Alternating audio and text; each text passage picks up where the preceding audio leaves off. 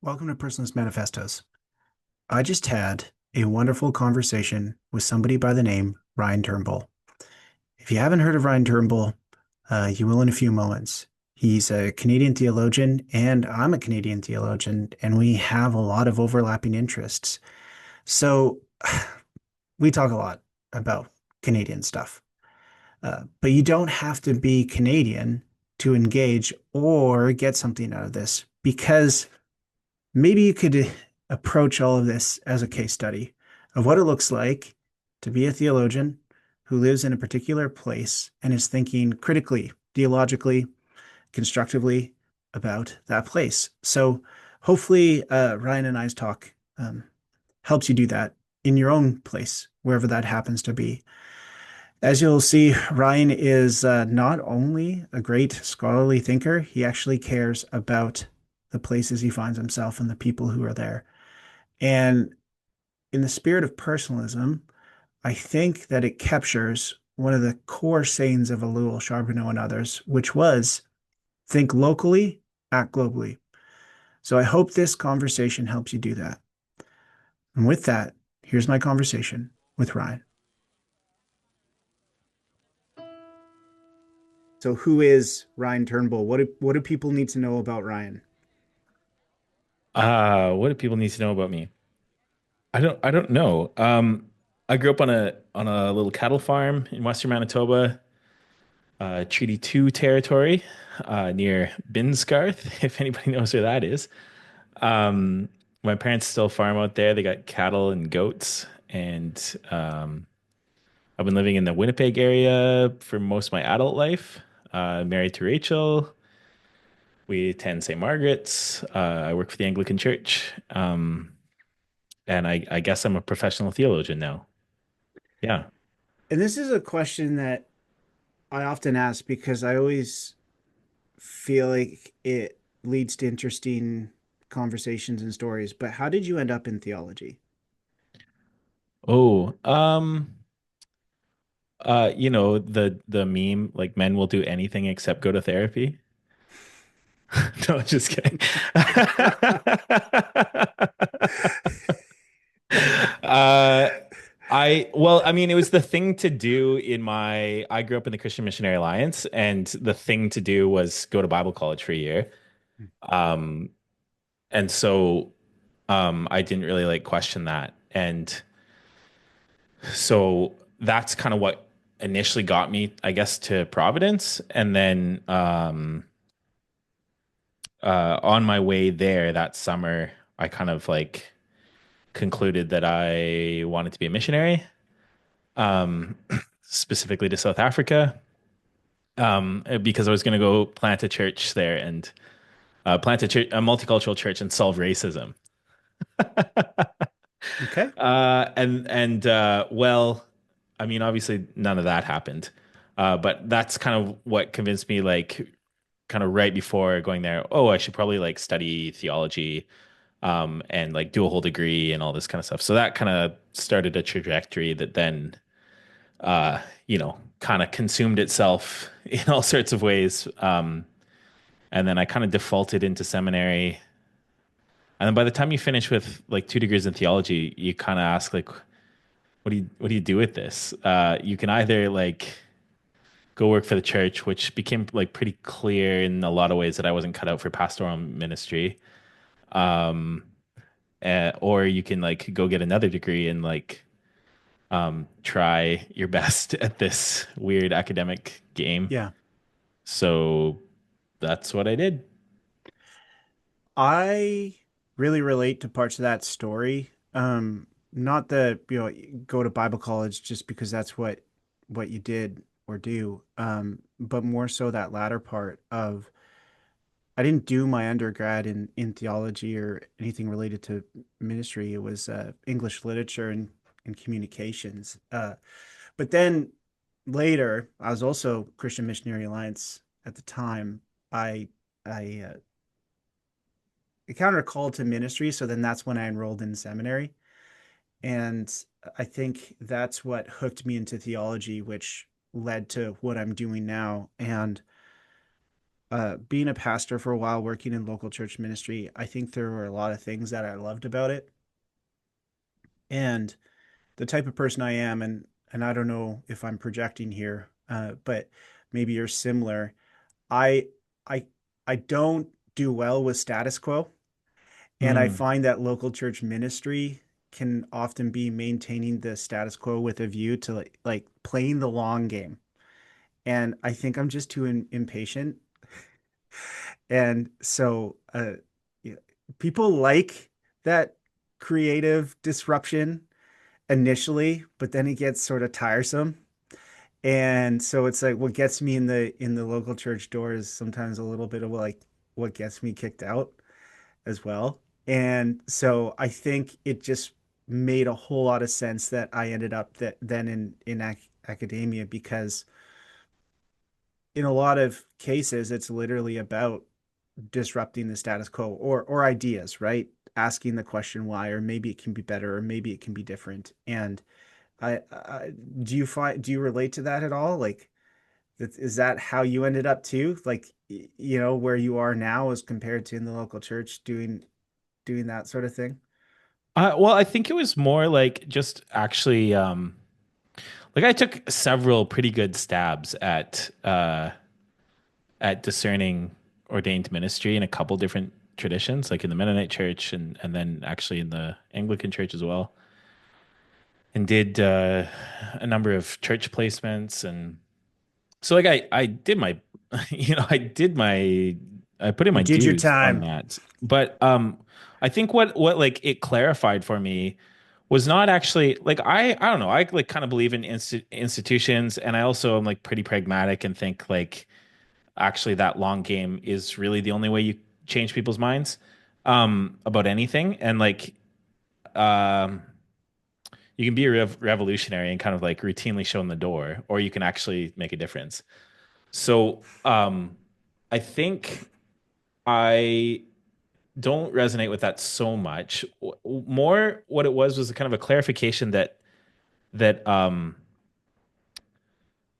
I have a vocation for teaching and doing kind of like mentorship and formation, and kind of like maybe like pastoral care to pastors Yeah. in some weird way. Like so what I do now, I'm the discipleship developer for the diocese, and I'm kind of in charge of like all kind of aspects of like formation and training, I guess. So like that goes from like lay workshops to clergy continuing education, to like walking people through the ordination process, and also kind of like resurrecting some sort of theology program here at St. John's College. So, and it's been really fun to kind of see how all those pieces kind of go together. But through that, I mean, that's really kind of confirmed things that I got actually on like written feedback at some of my placements too, of like, hey, Ryan is like really strong in these areas, and it would be good if the church like pushed him in that direction. So I was like, well, I should probably listen to that because if you hear these things enough times, then I feel like that's a pretty good way to hear your vocation. And I think like knowing that's a vocation, and I don't know, I still I guess would be open to if a bishop comes along and says you need to be ordained to do this work. I would entertain that idea, but I think it's like this is the vocation, and like what kind of office I need to be in to do that. It doesn't matter as much to me. Yeah, that makes sense for sure. And I think that's one of the pieces about what I get to do that I do really love is I'm still connected to the local church because I get to teach like current and future pastors, chaplains, ministry workers, right? And just just being able to not just teach but even just be there as a place where it's like, hey, you can come here and you can ask that question or you can say these things, and this is a place where you will be heard and you're not alone, and I'm here to like not just teach but also learn from you, and if you need support or care or whatever, like it's here, right? Like I think that's what seminaries should be doing. It is funny because It's like, tell me you're an Anglican without telling me you're an Anglican. You're like, there's something about the long game though, and like institutions. And I'm like a Baptist. I'm like, no, no, no, no, you can't do the long game. That's unacceptable. And we need both, right? But this kind of ties to my Harawas, the one Stanley Harawas story that I have. This is the only one I got really. Th that was operating in my mind when I was talking about disruption. So he was a visiting chair at Aberdeen when I was there in ethics. And, he would come and do seminars and, talks and that sort of stuff. And as we normally did after seminars, we would go to a pub called the Bobbin, which was the closest pub to the school. And I'm just not that type of guy who is like clamoring to sit by the celebrity. I don't want to sort of be that guy, who's like cozying up and whatever. And I don't know that I have enough interesting things to say. Like I got two or three interesting questions or comments for somebody like that, and then I got nothing. And then it's kind of like, where do we go from here? Like this is awkward, you're awkward or whatever. Mhm. But I just like sat down and ended up sitting beside him. And so I'm like, okay, well, good. I got like great. Now I have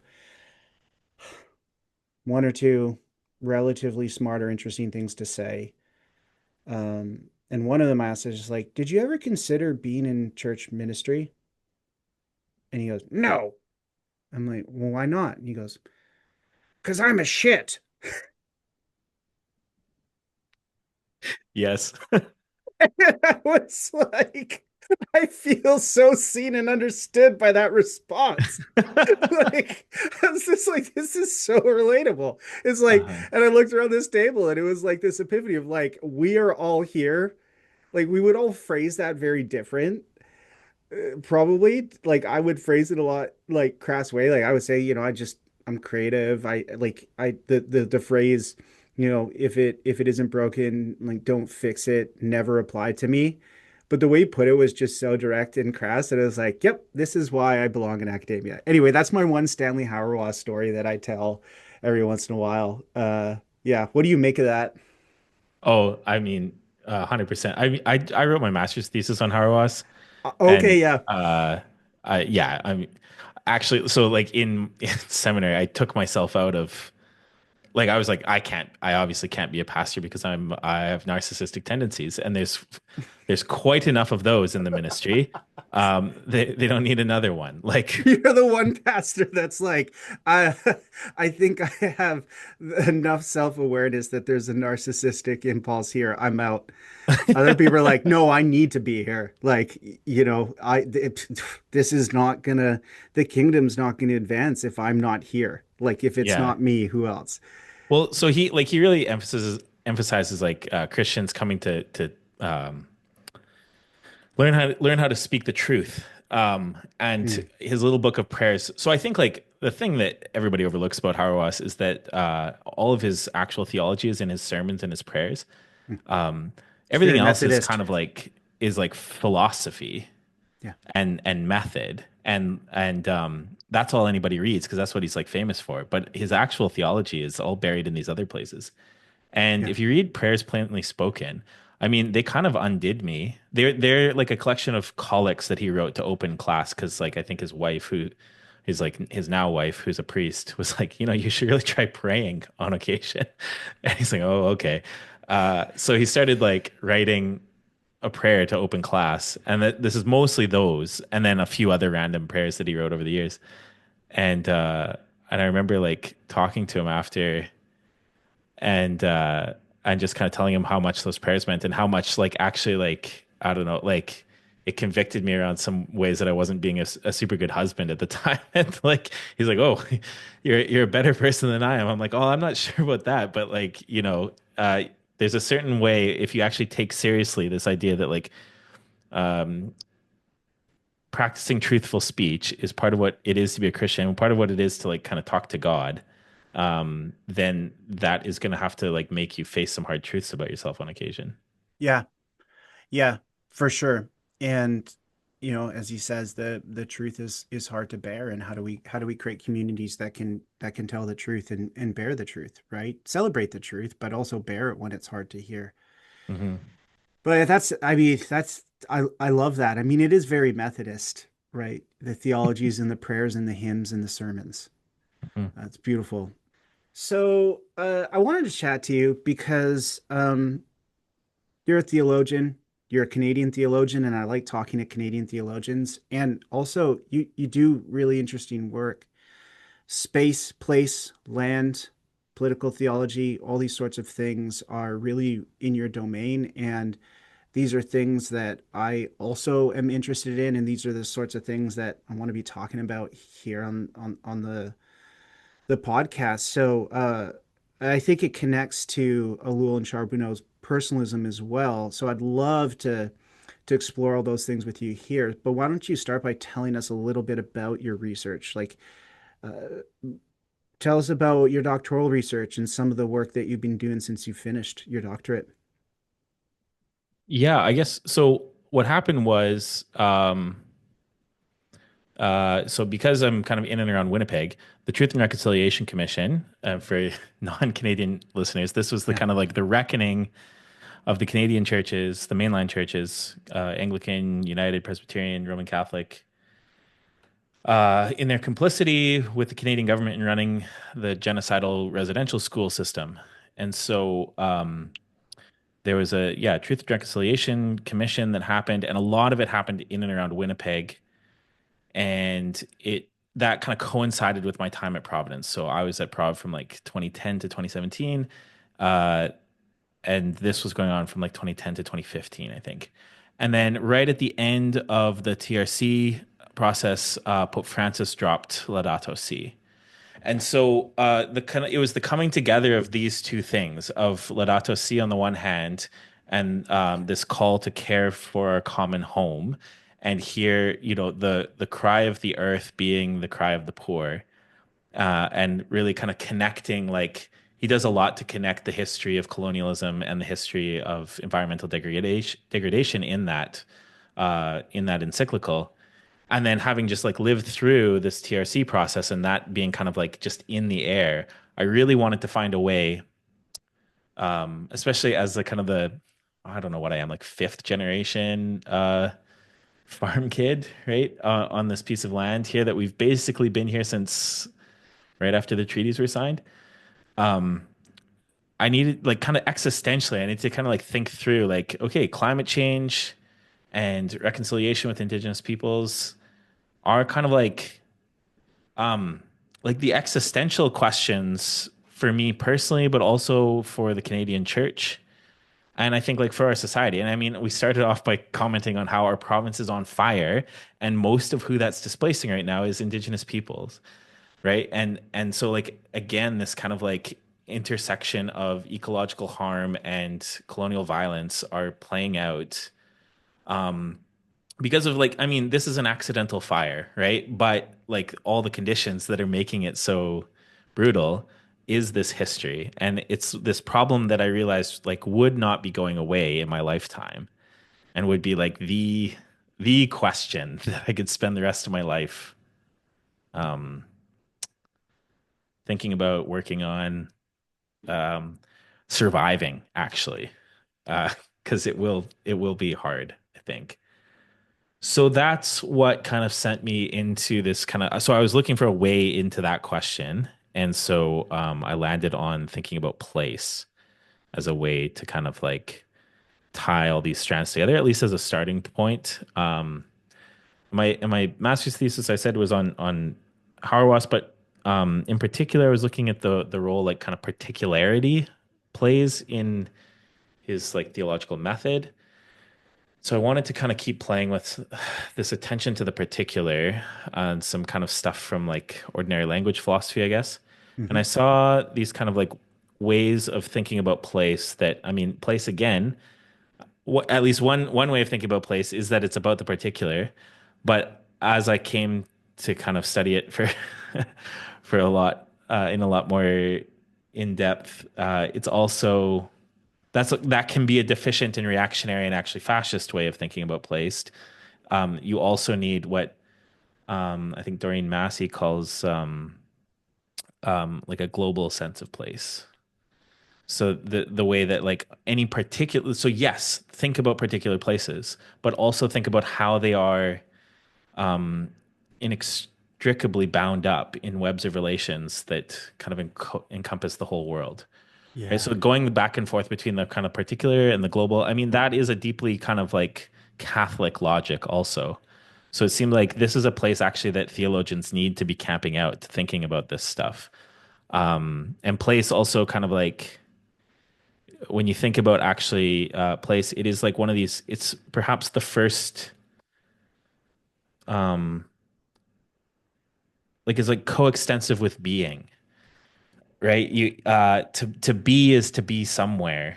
Um and so being and then the kind of like the apprehension of being is somehow bound up in the structures of place. So there's this way that kind of like thinking about place is also kind of thinking about like very foundational first things, I guess, in both like philosophy and theology. But then it also allows you to actually just like do a lot of really interesting applied stuff too, right? Like I can actually like we can like do like land acknowledgement exercises and workshops here in the diocese, or we can do like kind of like parish like discernment exercise by just like walking around and kind of observing our place and thinking about how that connects to other things and like so it's at once like both like deeply pastoral and practical and faces a lot of like these like existential challenges for people, and then also it cuts right to like these really deep kind of philosophical theological problems about existence, I guess. So I thought like there's a lot of room here. Oh, and I mean the final thing is it's like place studies as a thing is like a deeply interdisciplinary approach. And I just don't have a like enough of an attention span to be a what I call a guy. Like, you know, you choose a Karl Barth or something and spend the rest of your life fighting over the minutia of that. I tried that with Hauerwas and I was like, oh, this sickens me. So, Yeah. um, you know, I don't want to do that anymore. So, place as well, it lets me here at St. John's College like talk to any of the fellows about their research, and chances are, at least if they're in certain domains, I actually know some of the literature in their field, which is kind of fun. So, yeah. Anyways, Yeah. long rambling Oh, answer to that.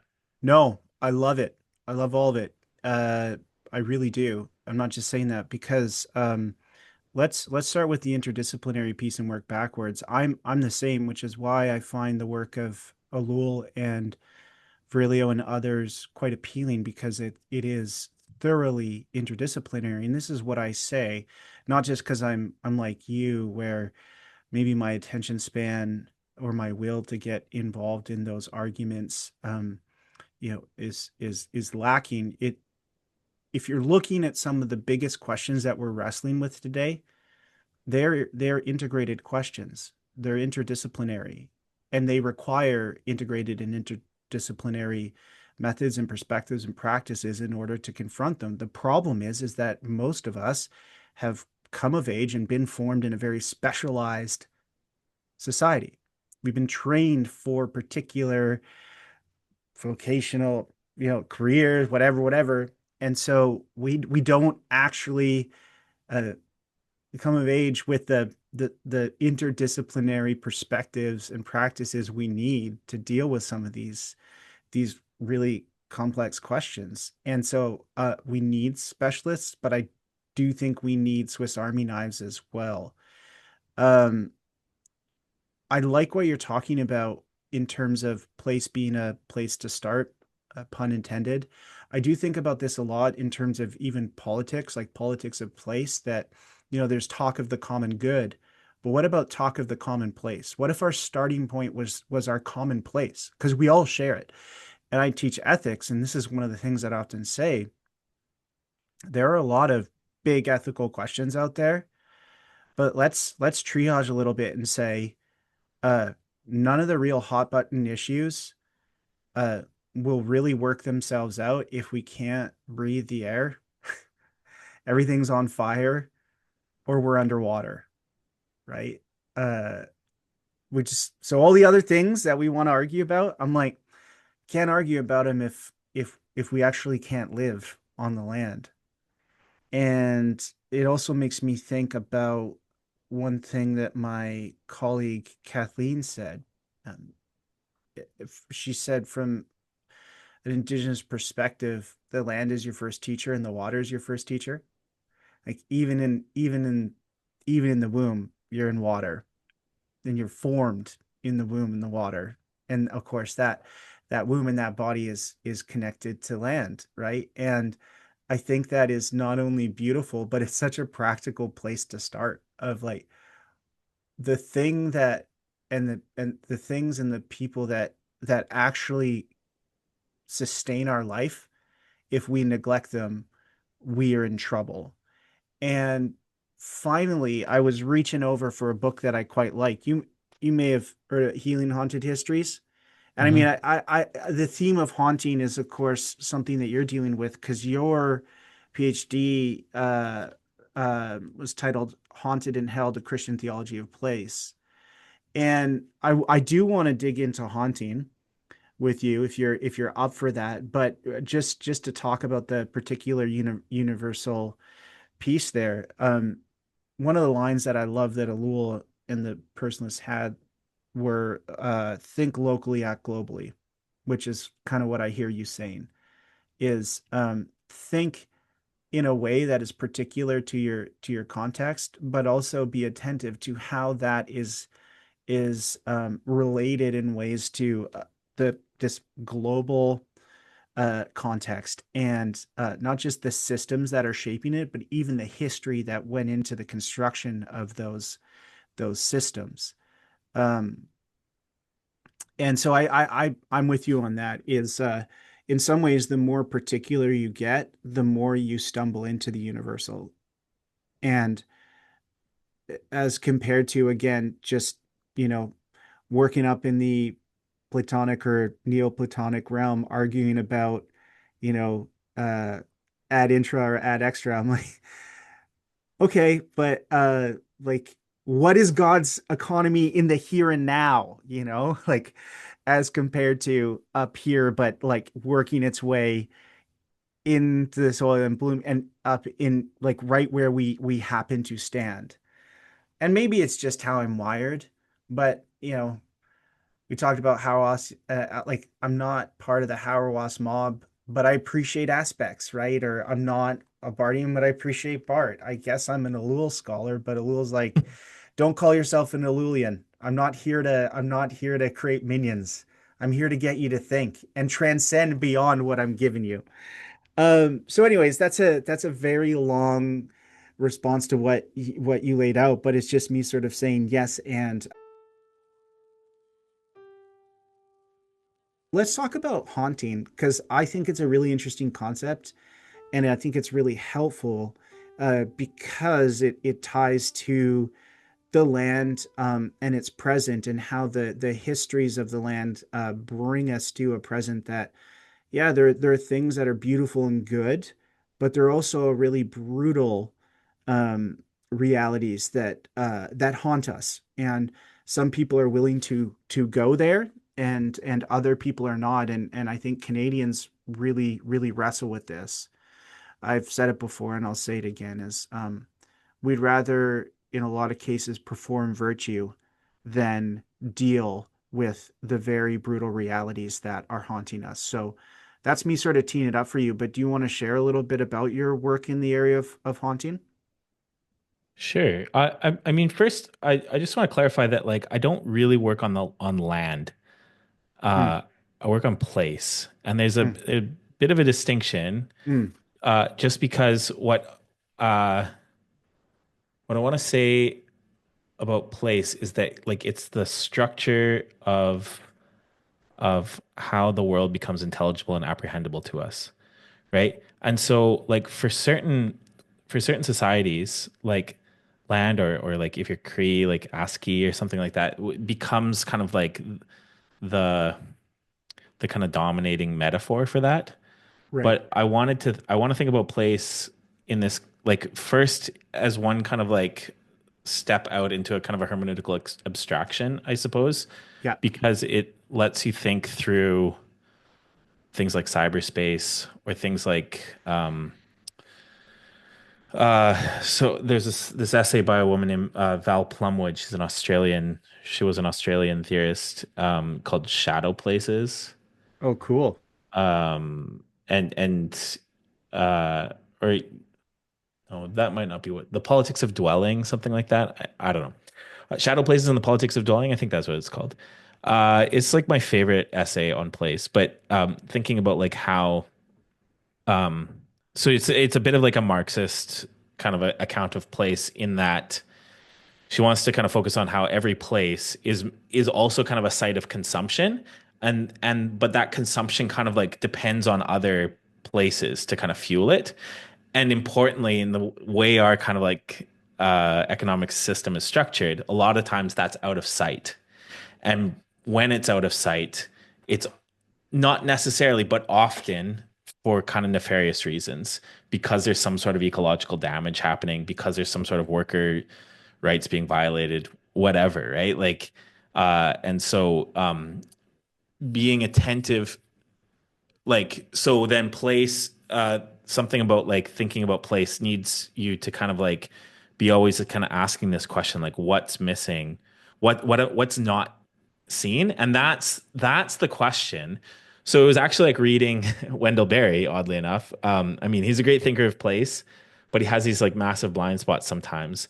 But um, he has this line in Jaber Crow where like Jaber looks out across the town and he said, he said that this would always be a place of kind of presences and absences of absent presences of the living and the dead, something like that. And kind of there's been kind of Barry scholars who've written about how this little passage here kind of participates in a long tradition in Western literature called the Ubi Sunt tradition, like where have they gone? And often in the kind of epic poetry, this refers to like kind of the great heroes of old. Where have they gone? But in Barry's usage, it's just like where have the people of this community gone? And throughout Barry's kind of overall work, often he's like attentive to a lot of voices that um, have been pushed out. Sometimes maybe not as much as you would like. But I think like asking that basic question kind of maps really well onto what like Val Plumwood is asking us to do in considering our shadow places. But if you're asking that question all the time as a kind of like practice of dwelling in place, that kind of opens you up to the possibility of being kind of like haunted. But what I mean by haunted is kind of coming from this school of thought called hauntology that Jacques Derrida kind of like he coins this term in the 90s in Spectres of Marx. And it comes he's like drawing from this like psychoanalytic tradition where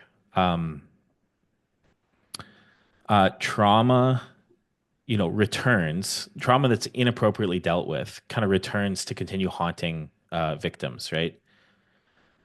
And so then the point of the kind of the psychoanalytic therapist is to kind of help a patient properly bury their trauma, put it to rest, right? So that it doesn't keep coming back, like keep breaking out of its inappropriate burial ground. Hmm. Derrida, though, he isn't interested in like putting trauma to rest. He wants because he's reflecting on like okay the fall of communism. His whole kind of career he's like pretty cagey about like his relationship with Marx, and actually goes to war in some ways with Marxists. And then all of a sudden, once the USSR has collapsed, he's finally like ready to return to Marx and say with Marx, there is a specter haunting Europe, the specter of communism.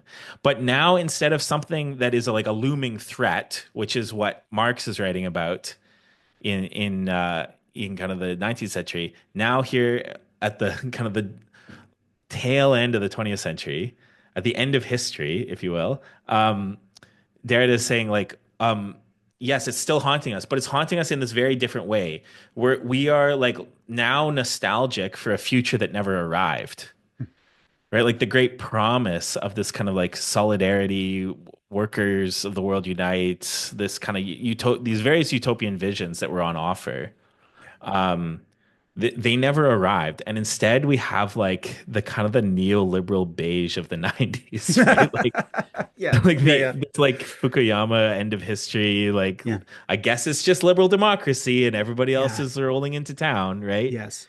Yeah. So he says like we're haunted by these promises that never arrived. And that's something like different than just resolving trauma, right? Like there was something that we're so like it's kind of akin to I went through a really embarrassing COVID phase obsessing over Dua Lipa. But her album Future Nostalgia, I think Mm. like is exactly this hauntological vibe, which is Right. like you're nostalgic for the promises of like the 70s or the promises of some other era that were like, hey, look at what the future will be. And then you get to that future and it's like, ah, this is kind of shit. Yeah. Yeah. So there's this like we should kind of be open to being like haunted and kind of in an ongoing fashion by these things. And it's that kind of like trajectory of haunting that then gets picked up by some indigenous scholars like Eve Tuck and Jackson Two Bears and others to kind of say like, um, yeah, this is actually how um, how like indigenous the exercise of indigenous sovereignty and the ongoing presence of indigenous people in lands that settler colonialism sought to kind of erase their presence from is uh, so they play with all these tropes of like if you're familiar with the band the hallucination they used to be called Tribe Called Red Mm-hmm. they in their performances they play with a lot of kind of like mass media tropes of kind of like the dead Indian or the Indian burial ground or these kinds of like this idea that like indigenous peoples are all kind of safely dead and gone and they were Mm. here once upon a time and isn't that great but like they're not here anymore which like erases the fact that actually just down the road often there are like functioning sovereign communities right Yeah. that actually have like ongoing legal claims to the land and all this kind of stuff and so Tuck and these other people who picked up ontology are like yeah we'll be your dead Indian but we'll come back as the revenants then and we'll like continue to kind of like constantly haunt the settler imaginary Yeah. until you like and like until basically like the the practice of settler futurity, the practices of settler colonialism are kind of like broken because like you've given us these false promises, and it's like it's created all sorts of traumas. Like so it's really ripe, and maybe there's a way in which like the stacking up of all these metaphors does eventually break down.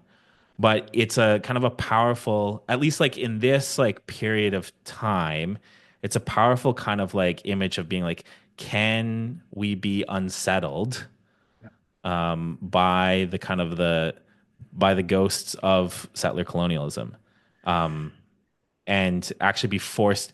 No, don't try to bury the trauma again. Don't try to like turn the page on it or anything like that. But actually like let it kind of like torment the system until it breaks.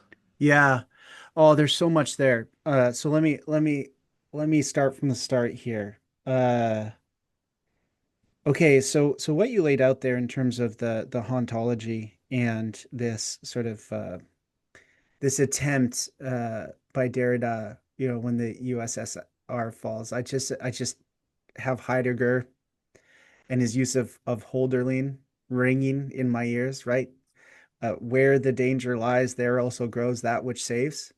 Hmm. This idea that maybe it's not, you know, Derrida saying like we need to sort of take this Marxism on wholesale, but there's something about that vision, at the very least, that haunts us. And as we draw near to that vision, it is dangerous, right? Ellul makes this point that dictatorship is dictatorship, whether it's a dictatorship of the aristocracy or a dictatorship of the proletariat. It's still a dictatorship. So we're playing with fire with some of these visions that turn into ideologies, and yet we have to draw near enough to them to consider them and say what is it that is here, and be haunted by that. If we're not bothered by it, then we have a problem. And I think what you're getting at, I appreciate your distinction between land and place, because and I was actually going to bring up Wendell Berry before you did, because I was going to say, okay, so you're telling me you're not a Wendell Berry stan, like we again appreciate Wendell Berry, but you're not a stan, because I do think that there's something that I might be, sticking my neck out here, but there is a piece of like fetishization of land.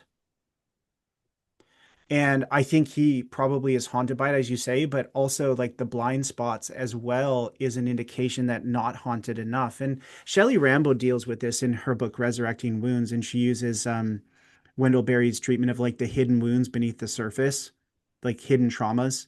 And I think this connects to what you're saying is it's not just like burying our trauma and not just burying it individually. So like I can move on or move forward, but it's actually sitting with the trauma in such a way that, is in the language of therapy is that you reintegrate. So you don't just like try to bury it and move on, because how do you move on from certain things individually and collectively?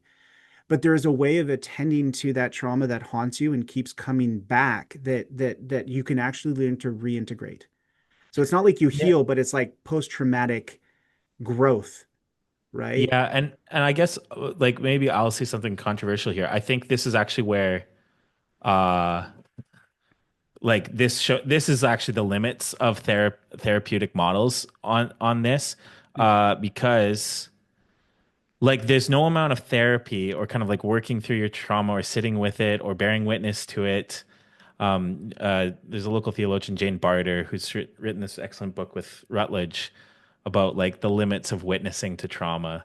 It's Mm. like a political theology of witnessing, and and uh, and like we thought for a long time, I think that if we just like bear witness to the stuff, that somehow deals with it, but it actually doesn't.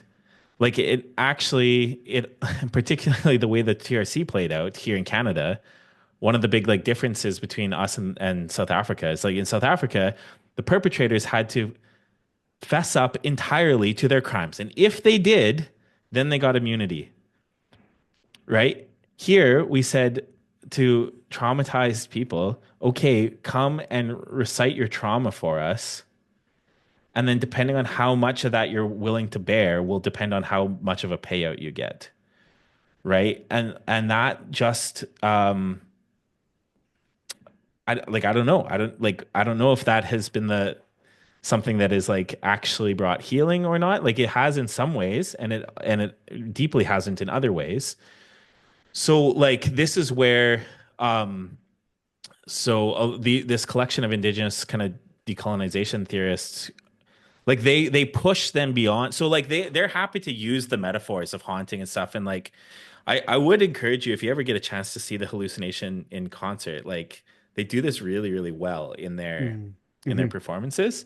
They play with this stuff a lot. But like it has this political edge, which is like at some point we're actually gonna have to talk about land back.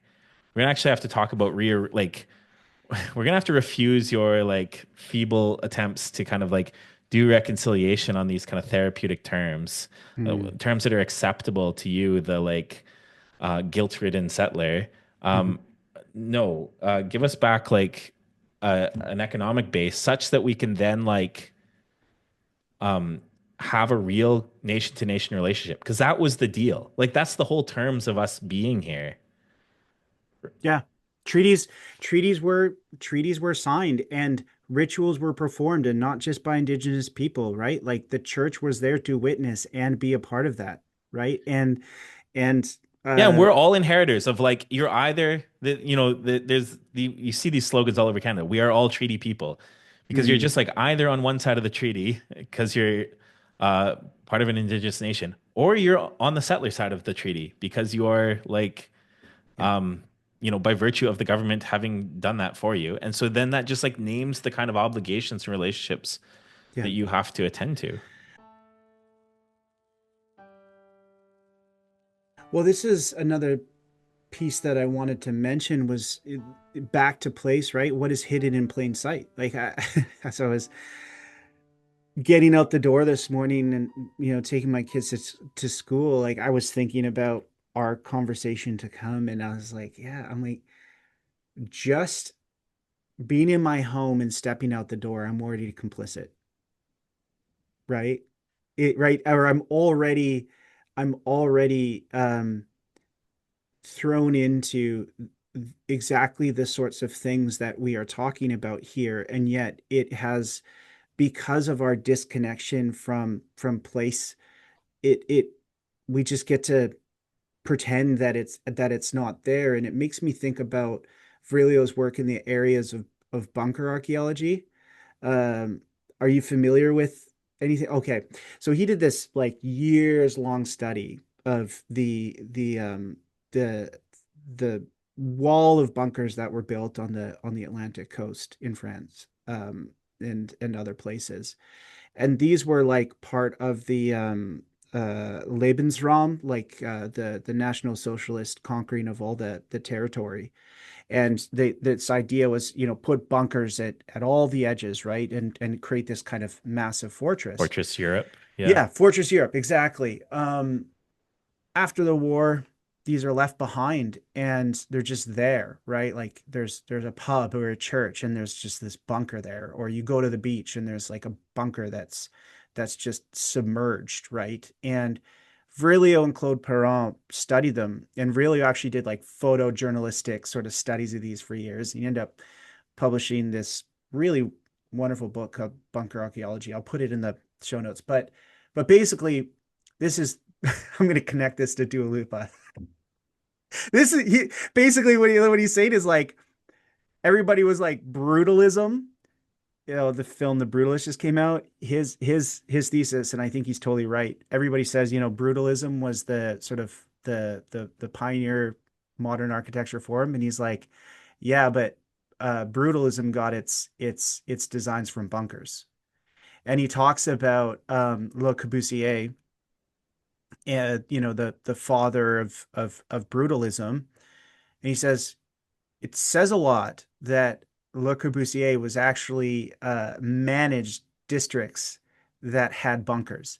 And I've done a whole piece on this where you compare Corbusier's designs to some of the bunkers actually in the district that he managed in the French city that he managed. And the likeness is incredible. The point being is that these artifacts are just right here, and we just they're like invisible, but like we ignore them because uh they haunt us and trouble us, but you have to stare at it to be challenged. Okay, so this is like, and then I want to talk about what you're talking about with this band reminds me of the TV series Reservation Dogs. You seen Mhm. that? No, I'm familiar with that. I haven't watched it Oh, though. it's so worth a watch, but it's getting at um a lot of what you're talking about in terms of like working with tropes, but undoing them from the inside and saying like, before we get to the political conversations, like how about you uh engage with us and learn to appreciate us and to see the way that we experience the world, the way that we laugh, the way that we cry, the way that we mourn. And one of the characters in the story is this ancestor who comes to visit the young protagonist named Bear, who is kind of struggling with his identity. And his ancestor comes and he's sort of dressed up in, traditional warrior garb, and initially appears to be, like the sort of typical trope of the sort of wise sage or whatever. And I can't remember which battle that he said he was in. And but Bear's like, "Whoa, like you were in that battle?" Maybe I think it was maybe a battle with Custer or whatever. He's like, "You were in that battle?" And he's like, "Yeah, but I like died right off the top. Like my horse, tripped in some hole in the ground and I died." Right. And it's that sort of like really, and so many other things in this show that quite deftly deconstruct all of these images and help you to enter into a world that's there if you're just willing to enter in.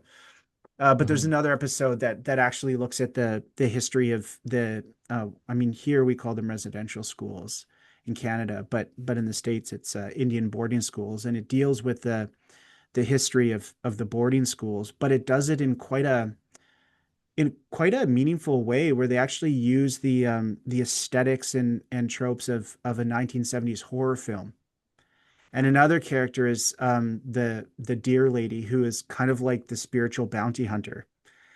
And you learn about her story in this episode, and you end up seeing how she deals with her trauma. And I still think about that episode and like how I feel about all of it. But I'll put the link to that stuff in the show notes as well. But all of this to say is it reminds me of a quote that someone uh, pointed out. It's from Louis Riel, and he said, "My people will sleep for 100 years, but when they awake, it will be the artists who give them their spirit back." When I heard that, I was like, this, what we're talking about here, I'm like, that shot into my mind is it's there, but do we see it? Do we hear it?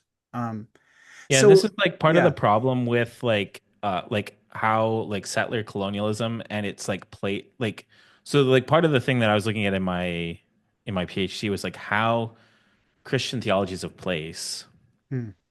kind of help underwrite the kind of the plate the erasive kinds of placemaking uh work that settler colonialism as a system does. So to like kind of explain, like a big part of how settler colonialism as like distinct from colonialism. So kind of old-fashioned colonialism going back to the Romans and Yes. forward is like this like uh you go set up a colony, you extract stuff, whether that's slaves or resources or whatever. But basically like you're sending that back to the metropole to serve that. And like maybe if you're really smart about it from an imperial point of view, you might like even like establish some sort of mercantilist relationship with your colonies so that they're buying back um the different like manufactured goods from the metropole, right? So the Yeah. British did this. But eventually what people realized was that there was something else that had happened, particularly in the British Empire, more so than in other imperial contexts, but not exclusively. Like I think to be very, very controversial, like we're seeing this play out in Gaza. But you got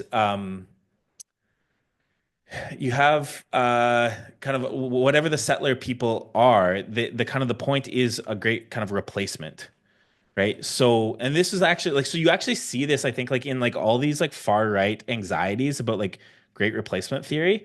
Like that's driven by the fact that that is actually the structure of our like society, that we already have done this. And what we've tried to do then is like smooth over that and naturalize our presence. So like we've done all these things to kind of tell stories about how, oh, there may or may not have been people here before, right? Like there's sometimes it's like, oh, the land was empty. This kind of Terra Nullius type trope. Then there's also like, well, there were people here, but they're dead and gone now.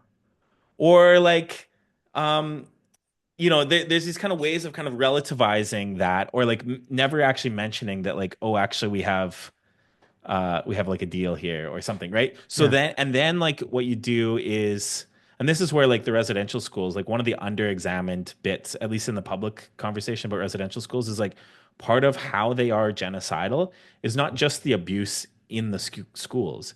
It's the fact that like people, like children, were like moved often like way far away, like geographically displaced sometimes across the country. And then like tried to, and then entered into this kind of ideal spatial order, kind of like a heterotopia or something where they were like tried to be formed kind of into like good white settlers, Hmm. except not really.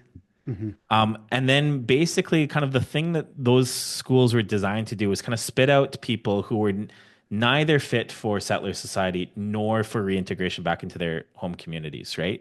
So they were like kind of doubly displaced. They were displaced physically from their home communities and then like kind of culturally displaced as well. And this kind of like great displacement was is the way that you kind of completely just like eradicate a people and their relationship to discrete places so that then you can kind of as the kind of inventive settler you can come in and tell kind of dominant stories about like this is Manitoba, this is British Columbia, we survey the land in this kind of way. Like it's not an accident that Louis Riel, speaking of Louis Riel, like arrested a surveying team as like the thing that sparks off the Red River uprising, right? Like when Thomas Scott and Charles Bolton and that whole crew come out here, like they are about to impose a new spatial order on the land, right? Through surveying. And like the Métis rightly were like, no, like you will not be doing this, right? And Hmm. like maybe some other like arrangement could have been arrived at rather than hanging Thomas Scott. Hmm. But like in on my more like cynical not very holy days. As somebody who comes from the town that Charles Bolton ended up settling in, I sometimes wonder if maybe they should have got him too, because like uh, Bolton went on to kind of spend the rest of his days writing like manifestos against Riel and like sending militia to terrorize Métis and indigenous communities and right to kind of make sure that this kind of settler hegemony, the settler order, this settler spatiality kind of completely replaced anything that had been here before. And that's so that makes like the work that's where like the haunting stuff, because like Derrida and others have talked about like the traces that get left behind. Like part of the haunting, it's more difficult than just seeing like the bunkers, because we worked really, really hard to eradicate the traces. So sometimes you're dealing with like really faint traces to Hmm. try and kind of like recover those presences that we have tried to make absent. Yeah. And it's like, how do you make those absent presences present again? Yeah, and I just keep grabbing books, but this right here is I Yes. think a case study of what you're talking about, because with the unmarked graves, part of the challenge is even being able to locate them, right? Because they're overgrown, they're in disrepair, they're turned into grazing fields, like these sorts of things, and so you have to actually talk to locals. Yeah. I And have a grant right now to study some of that stuff to do with oh like wow, church cemeteries and stuff, because it's yeah, like like the reality is we just don't know where lots of graves are, and yeah. there's a lot of reasons for that. Like stuff moves around under the under the ground, Well, what's right? really interesting too, that reading up on this was that a lot of sometimes these graveyards had not just indigenous folks and children. They actually had like the pastor of the church in that area and Yeah. his family, or like the local, I don't know, like workers and stuff. So it's this, it actually, these are mixed graves. And so Mhm. it it really complicates things, but it also bespeaks of a, like, that is it's so out of sight. Like you said, it's not as concrete, as a bunker next to a pub. But it bespeaks of, I would say, it even reveals the complexities that exist today, of like, we are all wrapped in this together. Like, some of these people died by natural causes, and some of these died because of abuse. Some of these died because of tuberculosis and or fires, because of the physical spaces that chilled, malnutrition. And some died because they were trying to escape and they drowned and or froze. Mhm. But those who died of natural causes are actually buried next to those who died of things that are much more sinister and reprehensible. Well, And and but like to yeah. even so like but you have to so that even like saying that you're starting with there's this Palestinian scholar who talks about starting with secondly, Mm, and to refuse to start with secondly because so okay sure they're all mixed together, But like, why are they all mixed together? It's precisely because, right, these schools are being set up as part of a kind of a larger set of colonial technologies Yeah. that are being used to kind of like redefine the spatial order of the territory. So like, yes, you can kind of like go through and delineate different causes of death for folks. But the fact of like the creation of that particular cemetery and that particular, right, is already the result of this story of like the level, I guess what I want to say, what I want to emphasize is that the level of genocide is one step before that. Yes. Oh Right. yeah. And so Yeah. because we this is like a kind of a I know you're not doing this, but this is like a kind of denialist talking point. To get really bogged down in the causes of death of each person in a cemetery or whatever. But that's to kind of start with secondly, which is to say, like, first you have to ask, why is there a cemetery at a school? Yeah. Right? Yeah. Like, why is that school there? Yeah. So, right, why are these people kind of being kind of like artificially grouped into these places? The thing in our diocese is like is we had a TB hospital, and so there's people being sent there from all over, and it's like okay, yeah, TB was this thing, but like what were the conditions that were driving this, and why was it that like treatment was such that they were all being sent to like just north of Winnipeg for that to be dealt with? Yeah. Or, like and there's like complicated answers to all those questions, but you have to kind of go move back to those questions if you're gonna get to kind of like actually what's the horror of what's going on here. I think that's totally right. And I maybe even mentioned this in a previous conversation. I repeat myself. I just have these like motifs that I return to in speaking about this, but I remember being a part of of a workshop with someone who's indigenous, and he said exactly what you said is all this wanting to get into the details and who died of what, and well, we don't know, right? And this is the interesting thing is like I often hear from like the conservative or all like all right, like facts don't care about your feelings. But your feelings seem to get really hurt when we bring up facts that you don't like. Okay, but this person said, a lot of people are saying, well, we don't know what's down there, or whatever. And he's like he just said exactly what you said, and it hit me like a brick to the face. He was just like, when's the last time you drove past his school, saw a graveyard, and said, wow, that's okay. Like Yeah. even one gravestone, even one set of bones buried next to a school, right? The reason why a lot of people don't care is that those bones belonged, or are denying or wanting to split hairs about what's there and how it happened. Like it's because the majority of those bones belong to indigenous people that we even consider engaging in that practice, which of course connects to this wider superstructure, like you said, of colonialism. Like it wouldn't exist in the first place if the structure wasn't set up. But Mhm. it also makes me think about. I think what you said explains a lot about the sort of hypervigilance and anxiety and xenophobia and so forth coming from people who get really uncomfortable and mad about the types of things we're talking about and saying. Is the analogy that tell me if this analogy tracks, Ryan. It's kind of like when somebody's cheating on their partner and then they start suspecting their partner being a cheater and they get jealous. You know what I mean?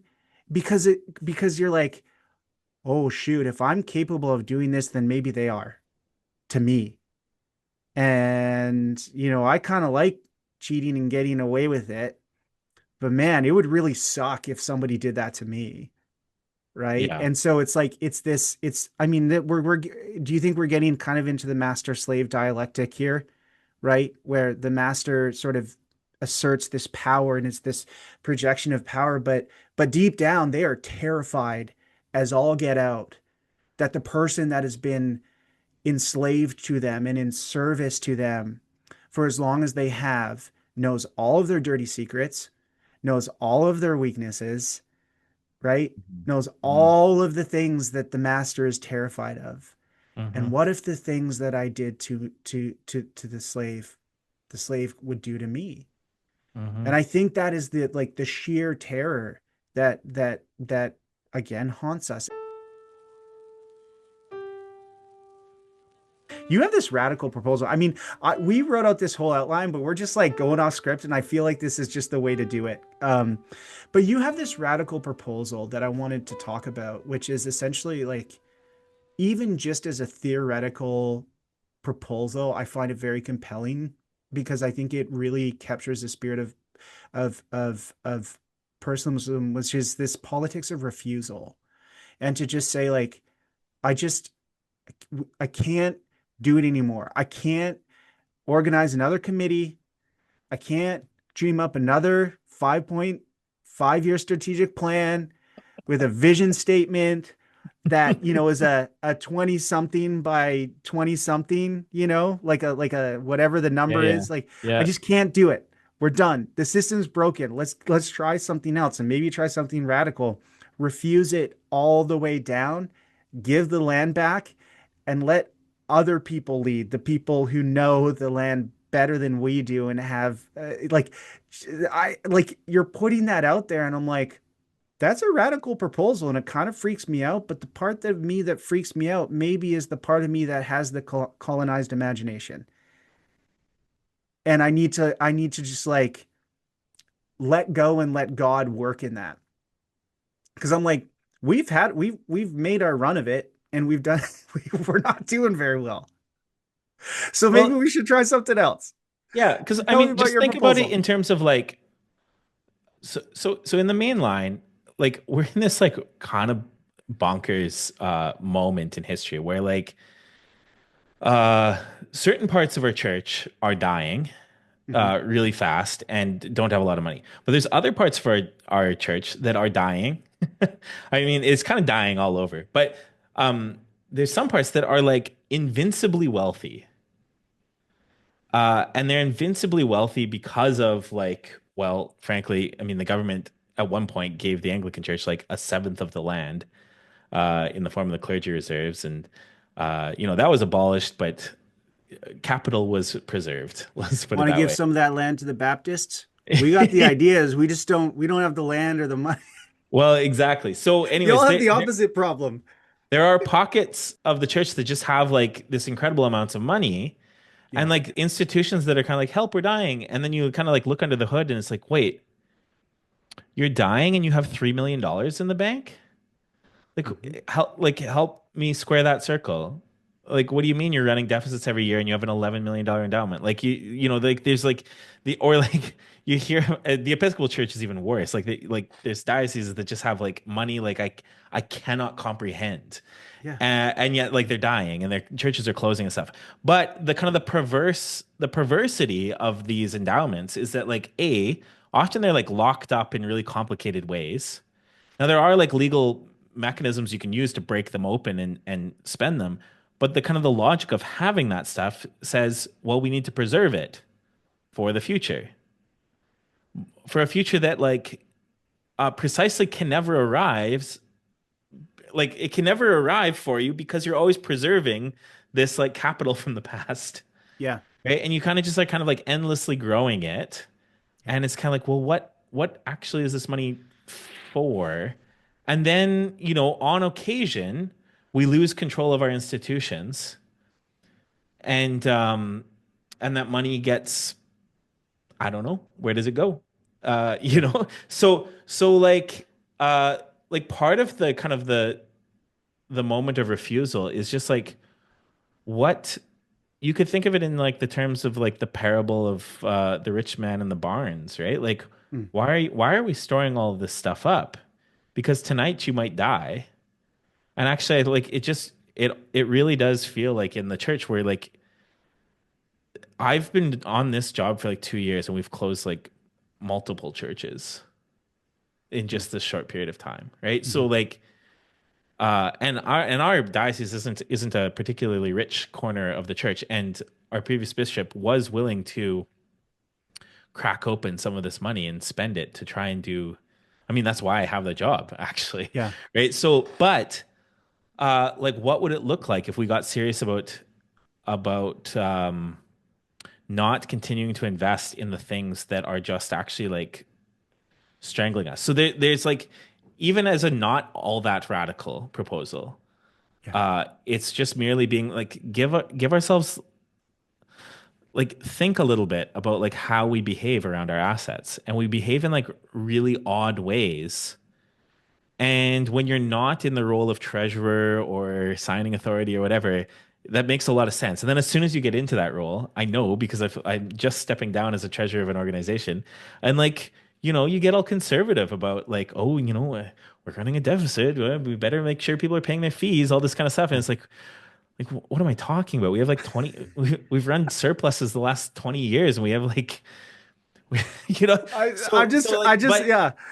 I'm you just know, picturing like this is a skit we need, okay? Ryan as he is now, and then he becomes treasurer, and then all of a sudden he just becomes more and more treasurer-y. Like you just start wearing dad jeans and like tucking in your button-up shirt. And then all of a sudden, like Dan Rumpel's like, Ryan, what's that? What's that on your belt? You're like, oh, this? Yeah, what's that? Oh, that's my holder for my cell phone.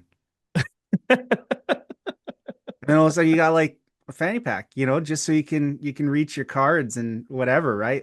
I'm just being stupid. But like but what I mean what you're getting at is the logics of capitalism.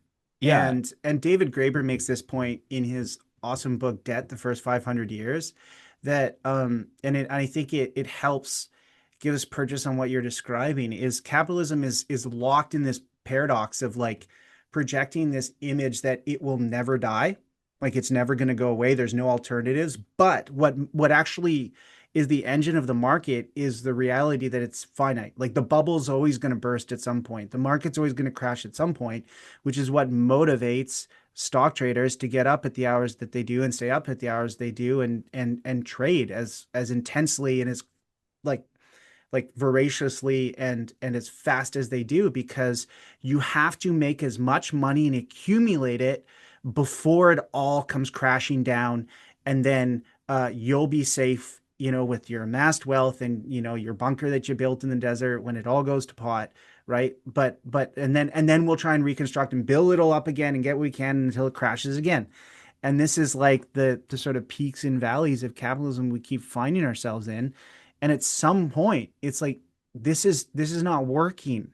It's not yeah, working. Can we envision a different future? But then you find yourself in the position as an individual, like we're relating global to the yeah. very localized, and you're like, yeah, but it's really hard running an organization that seems like not for profit, and I assume that it's related to academic stuff. You're like, I mean, this is precarious, so we gotta, right? But that I think gets us, we're talking like, what do we do about that? And I think Ellul's ethics of non-power become very helpful.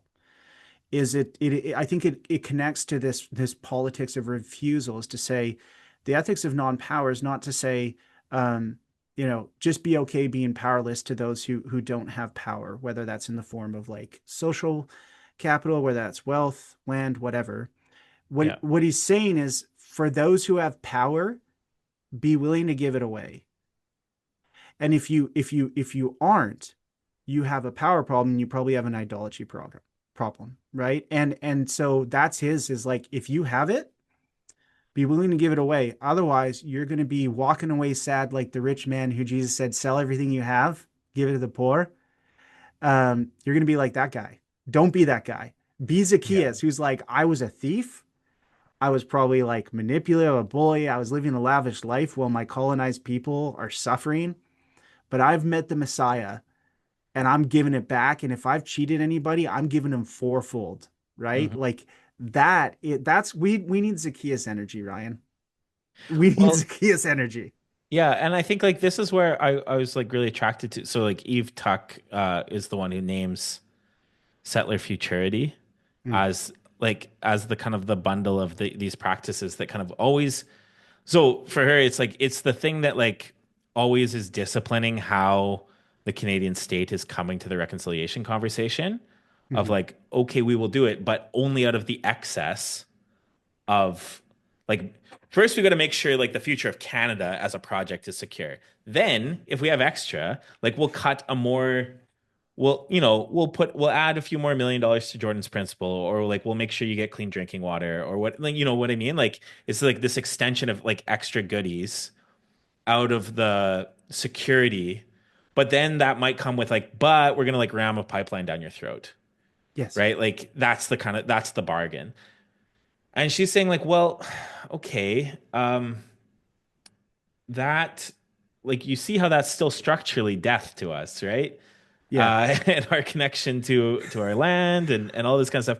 So what if instead of like that being this was actually like really horrifyingly beautifully summed up by a BC Supreme Court justice a couple of years ago in a decision where he said like yeah, doctrine and discovery, all that stuff, bullshit.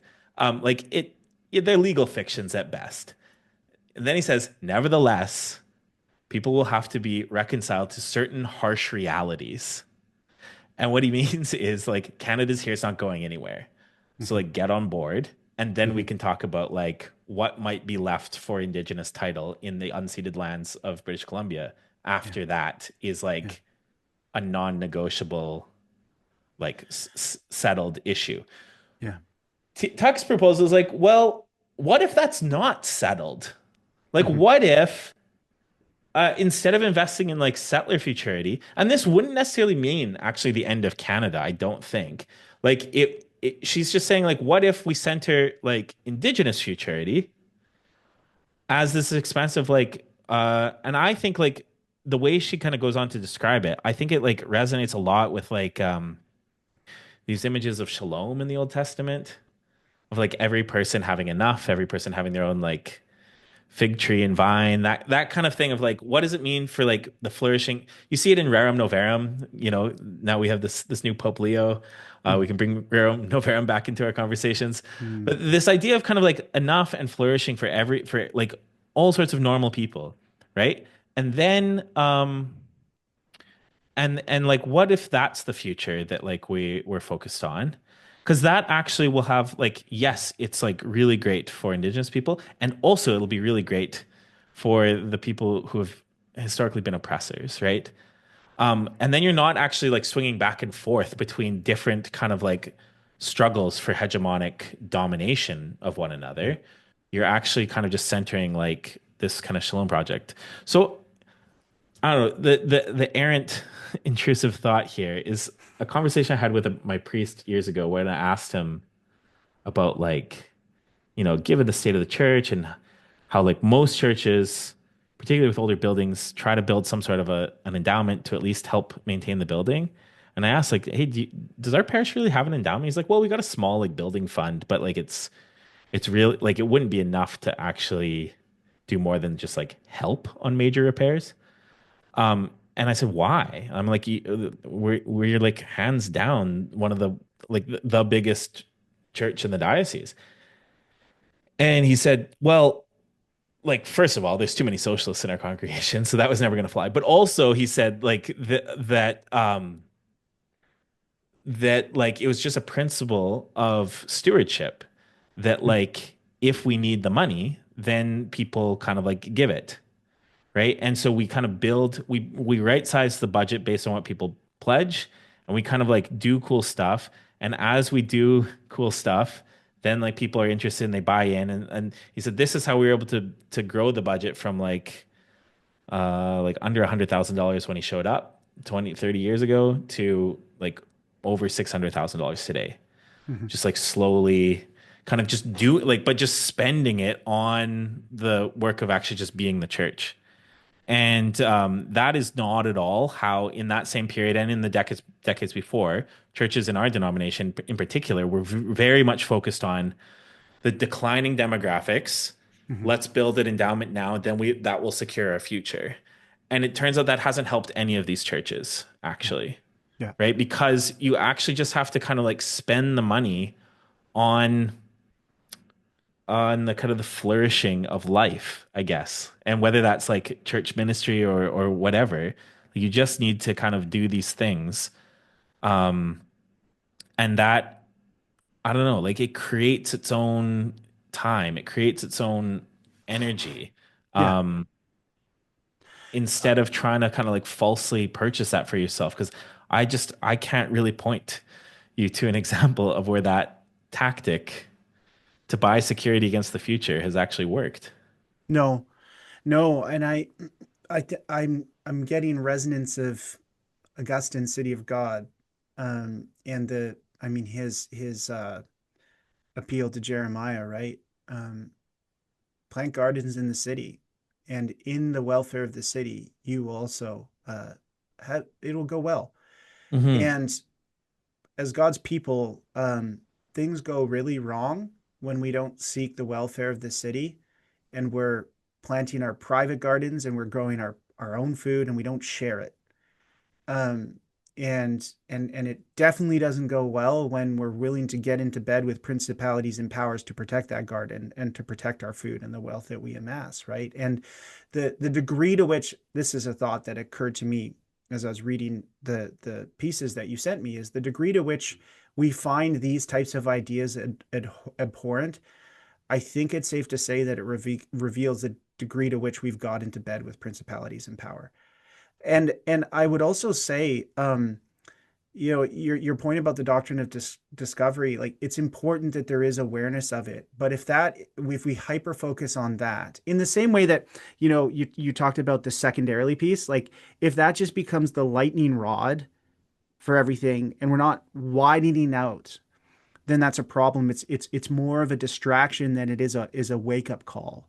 Yeah. And it makes me think like, just throw back to what you're saying, where it's like instead of, people coming to have to own the things that happened, we're going to get a whole bunch of people to just publicly share their trauma, and we're going to like feel okay after that. I'm like, this is the problem with, I think, this so-called liberal progressive approach that we often see is like, I wrote this as I was reading here, and you may have seen in the notes, as long as liberals, this is where I might get controversial, as long as liberals keep patting themselves on the back and saying, we're so awesome, look how far we've come, we're in trouble. And we will then see the threats of populism, which is being leveraged, populism by the right, become more of a threat. Hmm. Like until we refuse both of those things all the way down, the future is scary. It's apocalyptic. Here's kind of where I want to end, and I want to see what you think about this.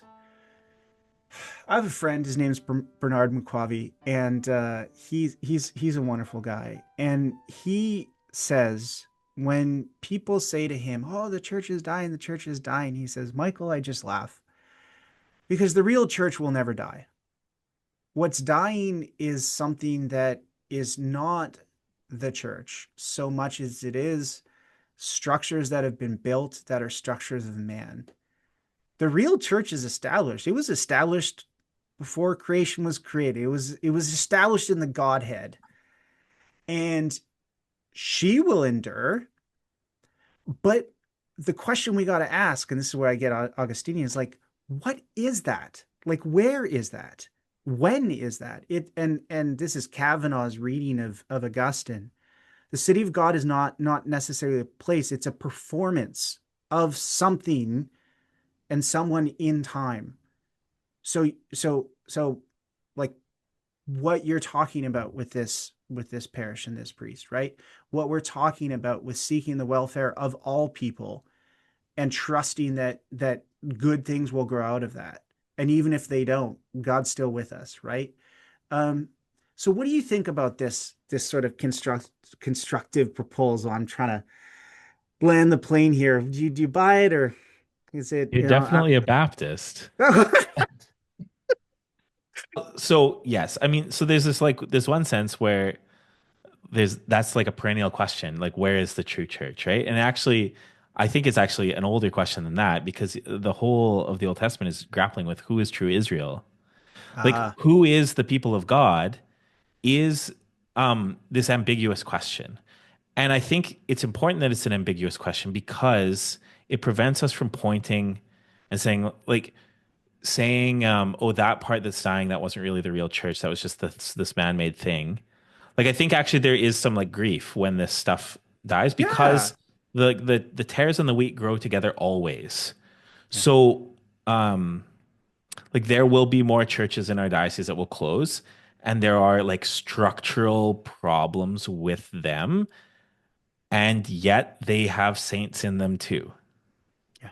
Right? And so like when they if and when they close, that will be a real grief and like a real tragedy and also a real loss of capacity for the church, the big church, to like have a local presence somewhere to proclaim the gospel, right? Yeah. So I don't think like we should be too cavalier about the problem of church decline, or just like this, like Hauerwas used to kind of like say like, oh, don't worry, I'll just be like this meaner and leaner thing, and you get that kind of, and it's a bit of, it can be a kind of a nice coping mechanism, Yeah. but uh, you know, I was at a conference actually out at UBC a few weeks ago. And there was like a panel of it was on like the future of Christian education. And as we both know, it's like it's kind of bleak. They just But it played was the like song Taps. yeah. But it was Yeah. mostly like it was like a lot of Roman Catholics there. And they were just kind of talking about how like in the last couple of years, like uh I think they went down from 20 some to 18 Catholic universities or Catholic institutions of higher education in Canada. And that's like a significant loss, right? Some of them, it's not that the institutions closed, they just decided to no longer be like formally Catholic anymore or whatever, right? But there is like a genuine loss in some of this stuff. Yeah. Um, and some people are excited about like the creative possibilities that this is giving rise to. And for sure, um, but yeah, I don't know. Like I've gotten this like kind of really complicated. So like I spent a bunch of time in the Mennonite church. I'm married to a Mennonite. And so, you know, I have my like hardcore anti-Christendom tendencies. And then on the other hand, it's kind of like, yes, but Christendom allowed for, at its best, a certain kind of like flourishing of institutional life that created some really good and beautiful things. And also, like the one, a lot of people point at Christendom and they want to say this kind of thing of like, oh look, they just like did crusades and were nasty and brutish and violent and whatever. But also like so I've gotten to do some events here with some of the Islamic scholars in the college and this exchange of ideas. And I'm like, man, like this, I wonder what if this is what it was like to live in like the high Middle Ages, where like there was serious groups of scholars from Islam and Judaism and Christianity together having some like pretty hardcore like philosophical fights about stuff Mm. and exchanges and friendships and whatever, right? And but you need to have a certain kind of like institutional capacity to be doing that kind of thing. Mhm. And like, are we going to go into a world where those kinds of conversations go dormant for a while? Like, those are the kinds of things that, like, I think, yes, we can have like a spiritual account of the church that Yeah. is kind of like guaranteed from eternity, but that is like inextricably just mixed up with the world. And I want to resist any kind of purifying Yeah. move. Yeah. Yeah. So I think yeah, I like then that a church lot. decline still remains a big problem, I think. Yeah. Yeah. I like that a lot because I think we're back to hauntology, right? And what you were talking about with Derrida, like that it is uh that those churches are closing, and not all of them because, you know, they were greedy or selfish or bad at their jobs. They're just closing because faithful people are trying to do things faithfully, and it wasn't flashy enough to bring enough people in. Like that happens, um, and so, and even if, you know, it is the case of like this needed to shut down, but like what is that telling us? And so yeah, I don't want to.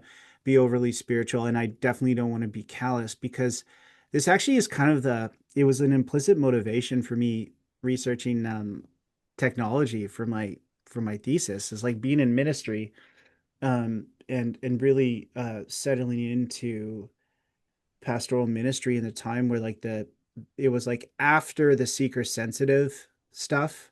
So it was the more edgy version of it, where it was like mega church, but like cooler and more, even more tech savvy. And just the pressure that put on everybody to be like awesome and edgy and whatever.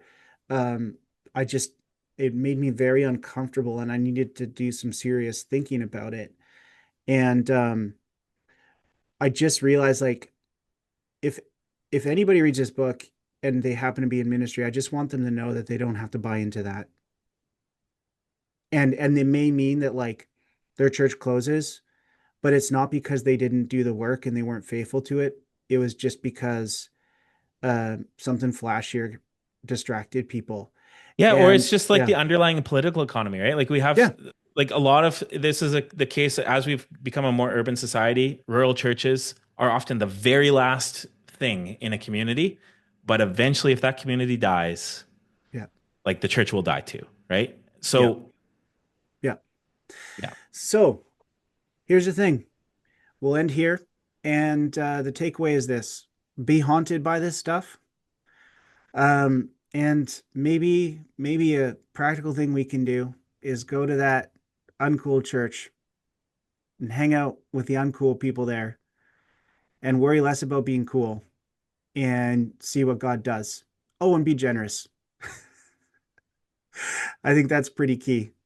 Don't be worried about being cool, and be generous. That's like New Michael translation of some of the core elements of Sermon on the Mount. Ryan, thank you for your time. I really appreciate it. This has been a really just enriching conversation. I hope it's been enriching for you too. well, thanks for having me on. Yeah, thank you.